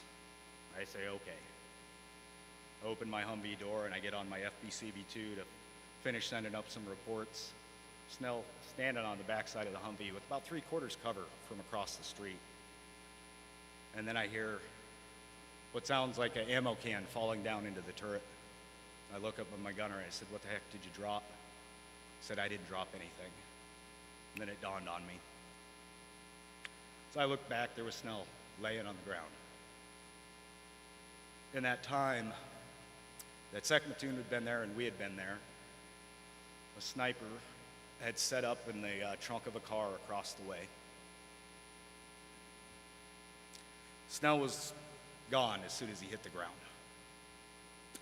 Firefight ensued, grabbed him, was able to put him in the Humvee, and started trying to rush him to the aid station. But it was very apparent that there was nothing that could have been done for him. We get to the aid station, we unload Snell, and the medics attempt to work on him. In the meantime, I'd grabbed my driver and we'd gotten a 5-gallon jug of water to clean out the Humvee. And as I'm sitting there with Specialist Lonkowski, you can just see the frustration and anger on my face. Thinking, how could someone as great as Snell, this guy was the epitome of perfect soldier, how does this happen to him? Shortly after our First Sergeant Olvera comes walking over, and he can see kind of my frustration. And he pulls me aside, he goes, "Hey, Sergeant Romache, let me talk to you." And I just kind of put my head down and said, "No, I'm gonna keep cleaning this Humvee, let me just be cop." And he grabs me, he pulls me aside, he's like, "I need to talk to you." We go around the corner, and he just looks at me and he's like, "Sergeant Romache, this is a test in life. You need to know that you can have the best equipment, the best situation, the best mission, the best guys, and bad shit's still gonna happen. The only thing that matters now is what you're gonna do afterwards. Are you gonna sit here and continue to just let this keep you down and be in this ball of anger and frustration and worry and think of all this stuff that you can't control? Or are you going to make a difference tomorrow?" So that was years before what happened on October 3rd. It's those life lessons that you don't realize at the time get you to the end of your journey. Future enlistees will realize soon the only difference between me and you is nothing. I enlisted the same way. What impresses me more is you guys have lived pretty much your entire lives during the global war of terrorism. I joined during peacetime. You men and women are joining while we are still in a knife fight. We still have very bad people that want to hurt this country, and each and every one of you are still willing to put up that right hand and fill that blank check out to be cashed in for up to the value of your life to protect all of us back here. But I don't think I did anything special on October 3rd. I did exactly what I think any other trooper would have done.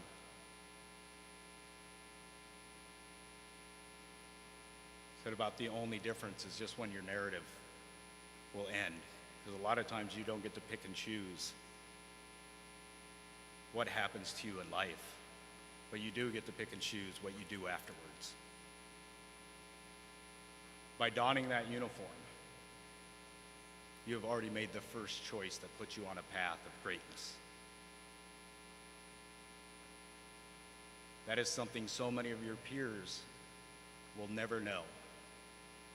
Those that have never put on that uniform will never know the brotherhood, the camaraderie, the love that you will find in military service.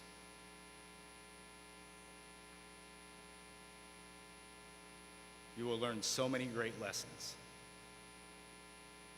So many lessons you didn't even realize you're learning until you look back and say, "Oh, I better not do that again," or "Man, that was amazing." You're going to look back 20 years down the road and you're still going to be talking to those comrades that you served with. You're still going to have those relationships that you're never going to be alone. You're always going to have a wingman. You're always going to have a battle buddy just by putting that uniform on. I said that's something that less than 1/2 of 1% of this country is doing right now. And each and every one of you, again, an all-volunteer force with over 20 years of the global war of terrorism going on, still willingly put up that right hand and said, I will go and do. That impresses me so much, that blows me away, that is so inspiring. To see the next generation take up the mantle, to make sure, again, this country, the greatest country that's ever existed, will continue to be protected. That we have great men and women that will also make sure that our veterans are taken care of after they get home. As I doubt any one of you would actually want to serve if you've seen what was happening in Vietnam to our veterans coming home. But it was that Vietnam generation that made sure my generation never got the same thing. I never came home, and as you've seen in Gary's video, to people spitting on me or calling me a baby killer. And it was because of that Vietnam generation that made sure that would never happen again. And from the bottom of my heart to all of those that served in Vietnam, and please, if you know anybody, you see one, welcome home, boys. You never got that, and you made sure I always did. And because of that example, we've got another generation that will see how our country loves and respects our veterans, and will continue to go forward to make sure that this country is still protected in the future. Again, it's an honor to come here tonight and talk to you all. Said I am just impressed and blown away by the quality of youth that are stepping up to the mantle, that are growing up, that are embracing this beautiful country. You hear a lot of stuff on the news about how terrible things are, about how this country is this or that. Looking out and looking at y'all, that's not the case. That's not the case at all. This is an amazing community, amazing country, an amazing state, and it's because of each and every one of you making sure that it's never forgotten, that we still have people that will willingly sign up to protect and defend it at all costs. I leave you with just this last little tidbit of advice for our future recruits.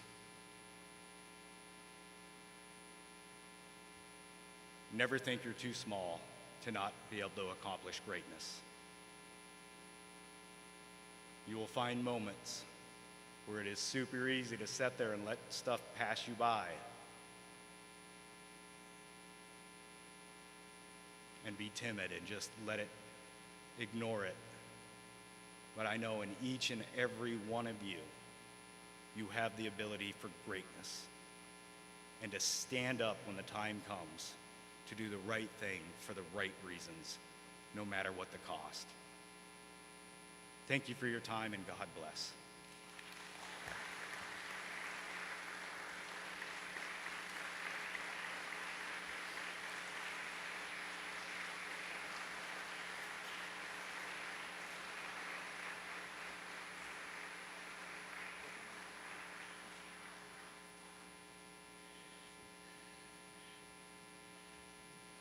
Please sit. So Clint, I hear often, I've had the opportunity to meet great men like you, Leo Thorness, other Medal of Honor recipients, and you always remark that the medal is not you, it's your brothers, it's your sisters, it's the people that you were in combat with. And I think your remarks tonight reflected all of us. I mean, you brought in every veteran, every mom, every dad, every enlistee. You pulled us all in, and you just represented us in a way that I just can't wait to hear your words in the recording later on. And those of you who are home, I hope you had an opportunity to hear that. So I just appreciate from all of us in this community of you just representing the best of our nation, the best of us, and just being here with us this evening. Thank you very much. So when you and I were together on this podium a year ago, I actually gave you a coin. And we were new, our community salutes Midlands, South Carolina was new, so we didn't even have a coin. we did what Marines did. I stole a coin from another organization and gave you their coin. But that organization, the Aiken County Veterans Council, donated coins that we were able to give you one, and we actually gave you a national OCS coin, and we gave one of those coins to all the enlistees out there. But this year, as we left our event last year, we said, we've got to make a coin. We've got to get a coin together.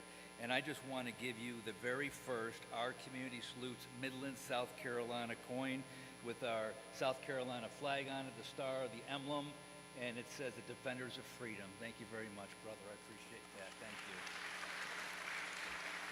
Do you remember when you got your first coin? I mean, or a coin that you received that was super special? And we'll talk about a little bit about what the coin means.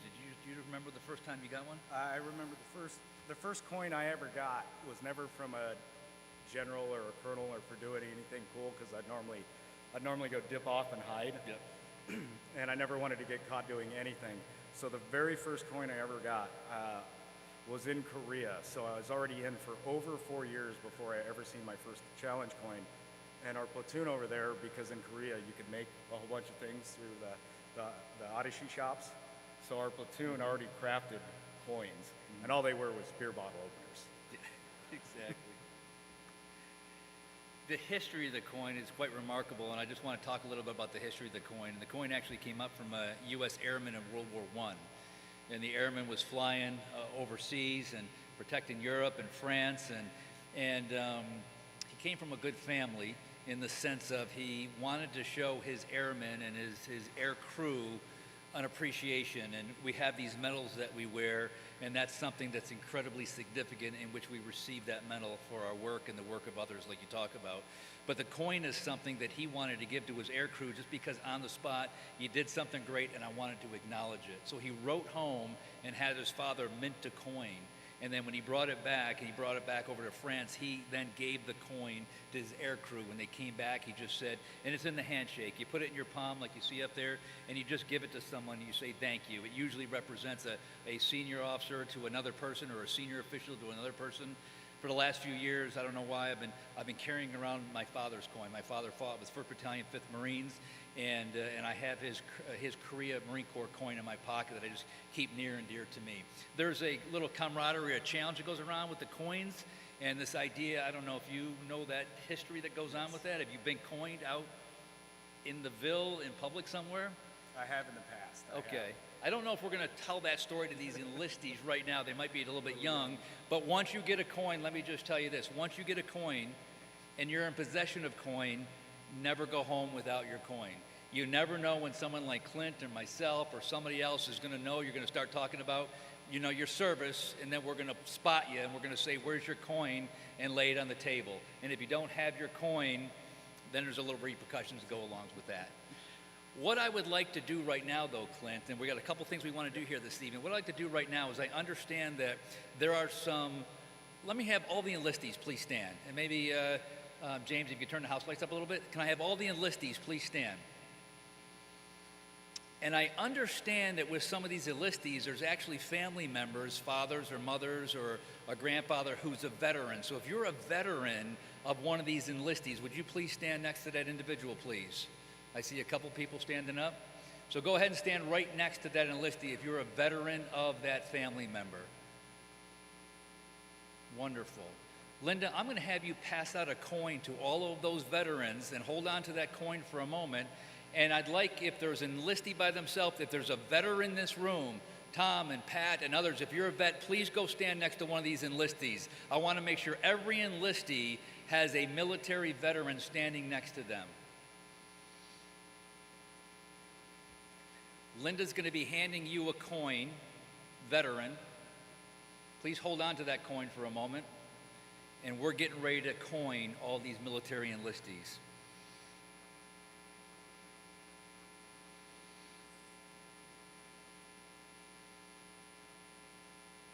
If you don't have a coin, just raise your hand and Linda will make sure she gets you one.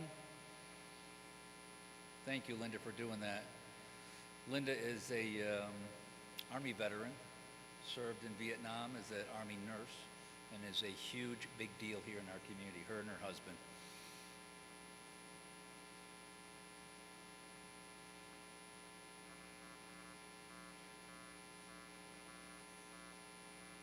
So with that coin in your right hand, I think we have one over here. Colonel Davis needs a coin.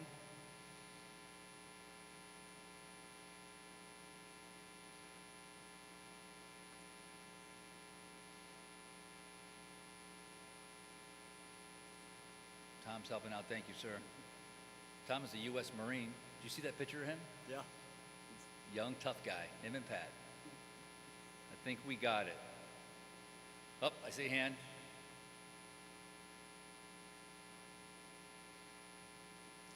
So Clint, we're getting ready to coin all of these enlistees right now, and they're going to be coined by a veteran in the military service and or a family member who served. So veterans, I'd like you to take that coin in your right hand, and I'd like you to look right at that young enlistee. I'd like you to shake that person's hand, put that coin in the hand, and please be one of the first to say, thank you for your service.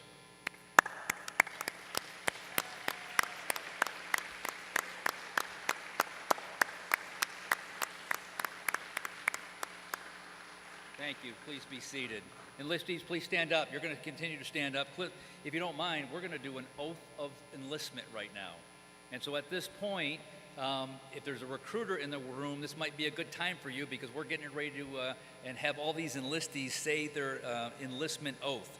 And everyone knows who joins the military one thing in common. We all must swear in by repeating our military oath. The oath of enlistment is something that every service member must promise and adhere to their entire military career. And listen to this, it's very interesting. From the oath, you can see that you'll be defending the Constitution, not an individual, not a person. You're defending the Constitution, that's who you're swearing your oath to. Discipline and acceptance of others is sworn to. Enlistees, there's a copy of your Constitution on that table as a gift for you that we'd like to have you take home. And I recommend that when you get home tonight, first I recommend you read it. Read the document and write today's date and the date that you took the oath of enlistment given to you at the hand of Medal of Honor recipient Staff Sergeant Clint Romachet. Right into that Constitution you have. And Clint, if you wouldn't mind swearing these men and women into service, and recruits and enlistees, please stand, raise your right hand, and repeat after Staff Sergeant Romachet. I state your name. Do solemnly swear or affirm that I will support and defend the Constitution of the United States against all enemies, foreign and domestic.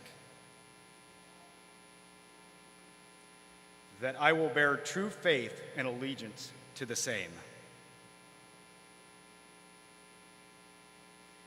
And that I will obey the orders of the President of the United States. And the orders of the officers appointed over me. According to regulation and the Uniform Code of Military Justice. So help me God.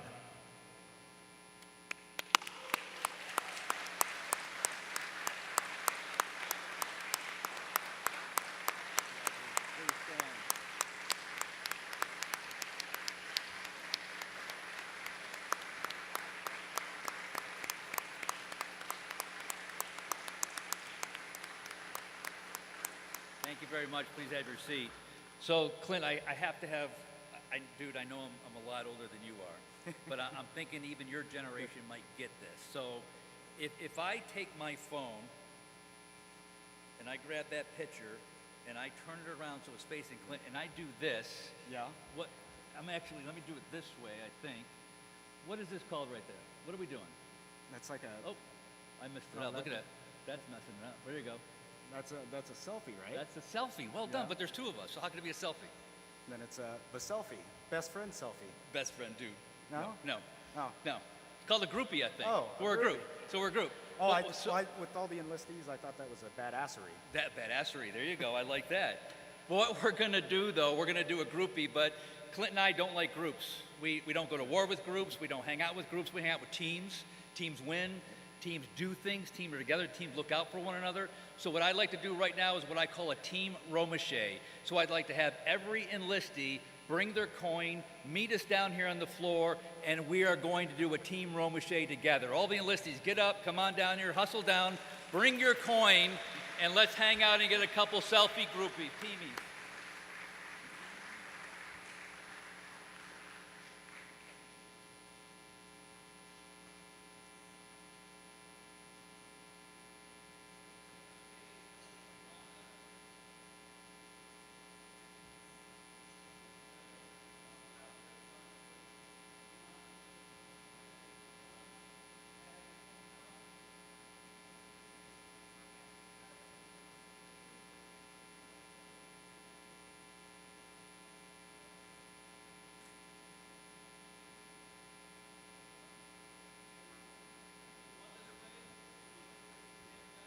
Everybody get.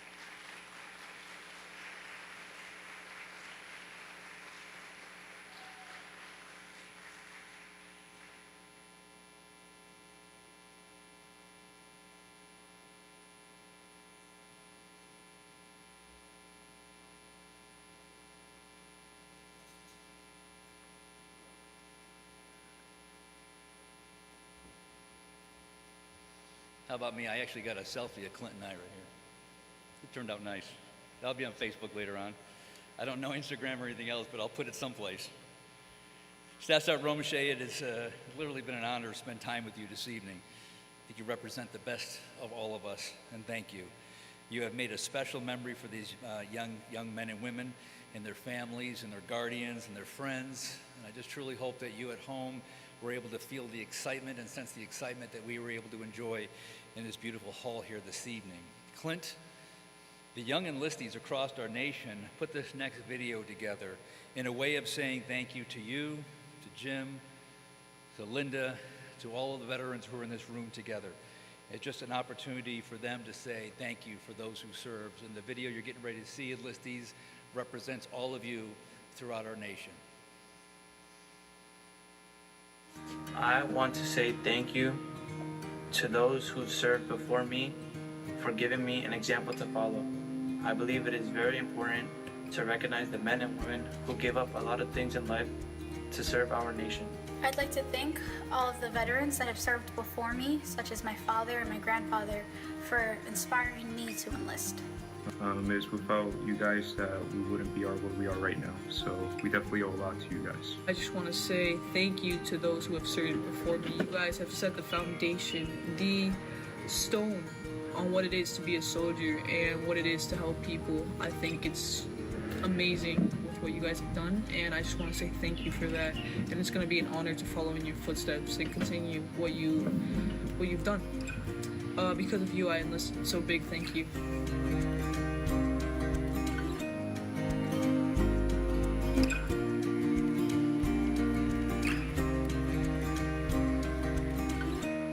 Ladies and gentlemen, as we round third and coming into home base, we have one more significant event in which we'd like to do this evening, and that's our service songs. So ladies and gentlemen, we have prepared to end our evening the military tradition of playing these service songs from each military branch.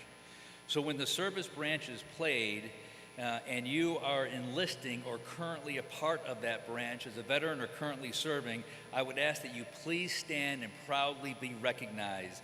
Please recognize their service by applauding at each service song. And for you military members, when your branch comes up, I hope you sing as loud as the Marines do, because we're going to sing loud. Roll the songs.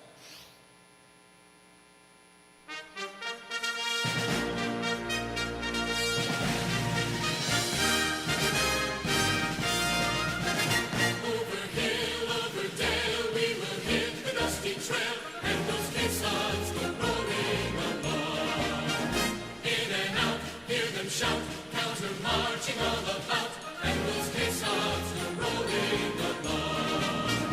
For it's high, high in the field artillery. Count out your numbers loud and strong. 2, 3, 4, 1, 2, 3. And wherever you go, you will always know that those caissons go rolling along.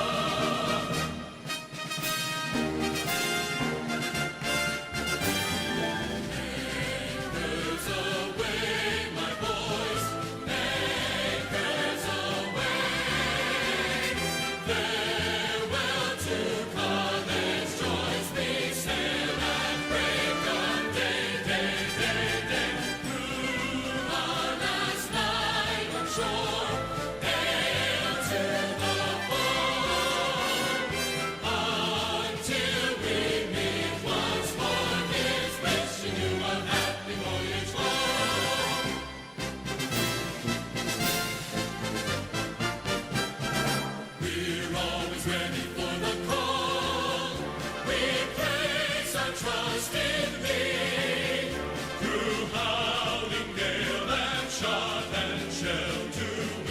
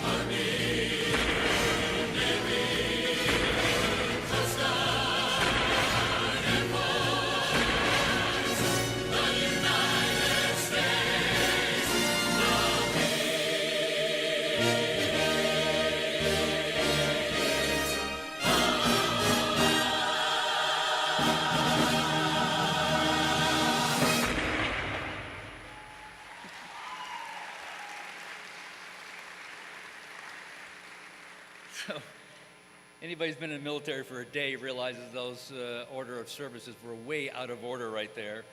But when they put this guy in charge, we kind of put the Marine melody at the end. I'm sorry, I'm trying to giggle up here and I got to stop. I got to get my composure. That was wonderful. What an incredible ceremony. To all the new service members and all the service members in our local community, thank you. And thank you, your parents. Thank you for your service, your patriotism, and your commitment to protecting our freedom. We're committed to helping you. Moms and dads, enlistees, guardians, please, this is just not a one and done evening. You have a program, you've been introduced to your community, you've been introduced to people who will help you transition in the military, and you have been introduced to a host of community members who will help you transition back into your community, whether it's through education, whether it's through a corporate job or a career or a technical school, whatever it may be. There's plenty of people here in this community who will be ready to welcome you home. To all the enlistees, the table centerpieces and flags are yours to take home as a gift. Also, a signed copy of Clint Romaché's Red Platoon, the true story of the Battle of Outpost Keating, is also available to you to take home, and that is a signed book specifically to you, enlistees. And also, we have Gary Bykirk's book here for you as well, Blaze of the Light. That's for you to take home as well as the Constitution that you see. All the pictures that we're seeing tonight, they will be up in a few weeks. We have all of your emails. We will send you a link where you can get those pictures and those videos, and you can download those and have them for your memory as well. Tonight's ceremony could not have been possible without the generous support of our sponsors, our academic partners, and volunteers. On behalf of our community salutes Midland, South Carolina Board of Directors, thank you. Thank you for your service, and thank you for what you're doing. On behalf of my family personally, Lisa and I, thank you for protecting our freedom, and thank you for allowing us, as we've done our time in service, to go home at night and sleep peacefully knowing that you have the next watch. Please enjoy this fabulous rendition of American the Beautiful. As we're going out tonight, Sarah would want me to remind you to please check out our website where you can get further information, contact the Board of Directors, and be able to connect with all of us during your journey as well. So please, the America Beautiful is not a song that you have to stand up to, but it's a great rendition of the song. Have a wonderful evening. Thank you very much for being here tonight.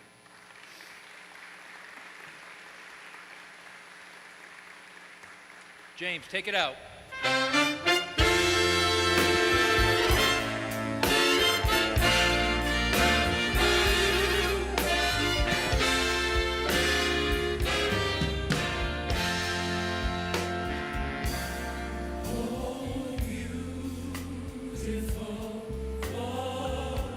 Spacious skies, forever waves of rain.